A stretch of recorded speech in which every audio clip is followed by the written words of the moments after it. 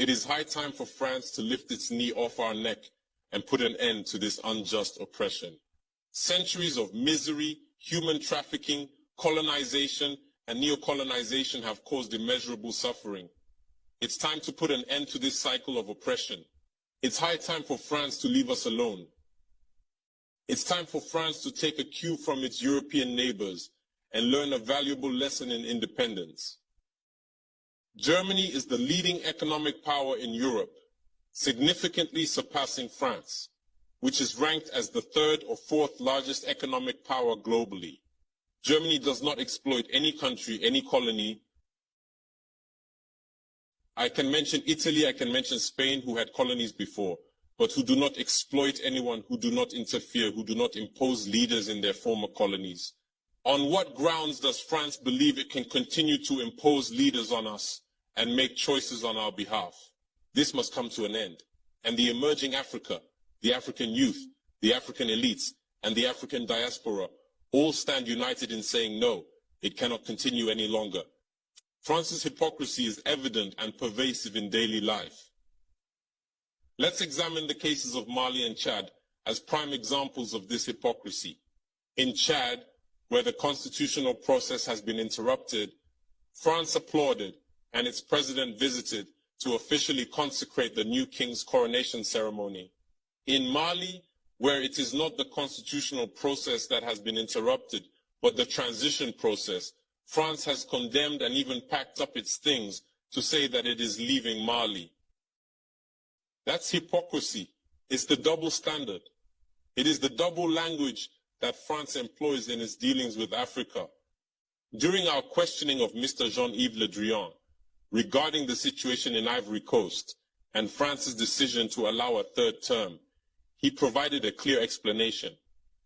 He stated that while he accepted the third term for Ouattara, he refuses it for Belarus. He emphasized that France has condemned the situation in Belarus and has actively encouraged the European Union to do the same. Le Drian explains that in Belarus, millions protested, unlike Ivory Coast, where there were no mass demonstrations on the streets. This is how France deals with African issues. Personally, we expect absolutely nothing from France. We desire her to cease meddling in our matters so that the people of Senegal can exercise their freedom of choice rather than being influenced by France's selection of a candidate using the tactics we are aware of. We begin by targeting individuals, adorning them with the Legion of Honor or a similar knightly rank, enlisting them in Masonic lodges, and informing them to prepare themselves as they will be next in line. Even the hypothesis that Macky Sall may not succeed, we know who is being prepared by France. This must come to an end. It will not occur in this manner any longer. Let's be clear. We have absolutely nothing against the French people. In France, both political and citizen voices are rising to hold and express the same discourse as the one I am currently presenting to you. For example, the deputies, such as Mrs.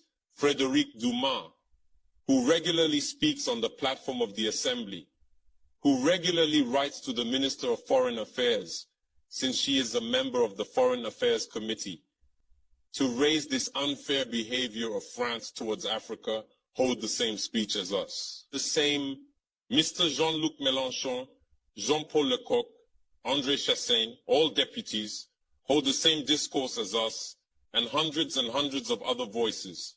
The NGOs, like other non-profit organizations, are doing remarkable work in the same direction. We strongly urge France to listen to the voices that speak to it about our plan for a more collaborative, fairer, and sustainable partnership between Africa and France. It is crucial that we work together towards a future that is equitable, just, and environmentally conscious. If she listens, I believe we'll have beautiful days ahead in our collaboration together. If he doesn't know how to cut it, thinking he can continue to function like in the time of our grandfathers, this African youth no longer accepts it. France must make preparations for a definitive break and completely withdraw from Africa. Africa belongs to Africans, not France. She belongs to no one else, neither China, nor the United States, nor anyone else.